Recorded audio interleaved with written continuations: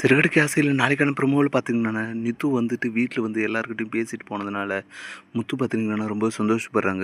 அந்த பக்கம் பார்த்தீங்கன்னா, ரவியுமே வந்துட்டு பார்த்தீங்கன்னா, ஸ்ருதி கிட்ட அவ தான் வந்துட்டு இன்னும் பிஸ்னஸில பார்ட்னரா சேர்த்திருக்குன்னு சொல்றால்ல.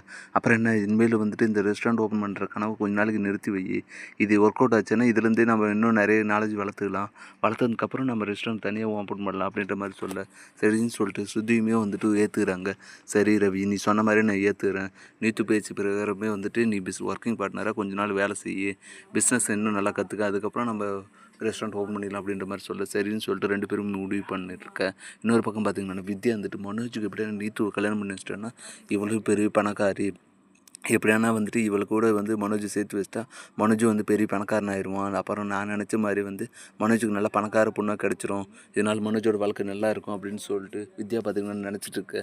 மனோஜுமே வந்து பார்த்திங்கன்னா நீத்து இவ்வளோ பேர் கோடீஸ்வரியா, இவளை எப்படியானா வளைச்சி போட்டுருணுமே அப்படின்னு சொல்லிட்டு மனோஜுமே பார்த்திங்கன்னா நீத்துவை பார்த்துட்டு ரொம்பவே ஆசைப்பட்றாங்க. இந்த விஷயம் பார்த்திங்கன்னா ரோஹினிக்கு தெரிய வர. ரோஹினி பார்த்திங்கன்னா, ஏன்டா என்னை விட்டு நீ அவளை கல்யாணம் பண்ணிடலான்னு சொல்லி நினச்சிட்டு இருக்கியா, நான் இருக்கிற வரையும் அது நடக்காதுடா அப்படின்னு சொல்லிட்டு நினச்சிட்டு இருக்காங்க.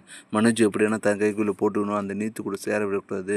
தன் மாமியை எப்படியானா வந்துட்டு பிளான் பண்ணி அவள் கூட சேர்த்து வைக்க தான் பார்ப்பாங்க. நாம் அதை எப்படியானா முறியடித்து மனோஜை நம்ம கைவாசம் போட்டுக்கணும். அப்போ தான் மனோஜ் வந்துட்டு என் கூடவே இருப்பான் அப்படின்ற மாதிரி நினச்சிட்டு இருக்காங்க.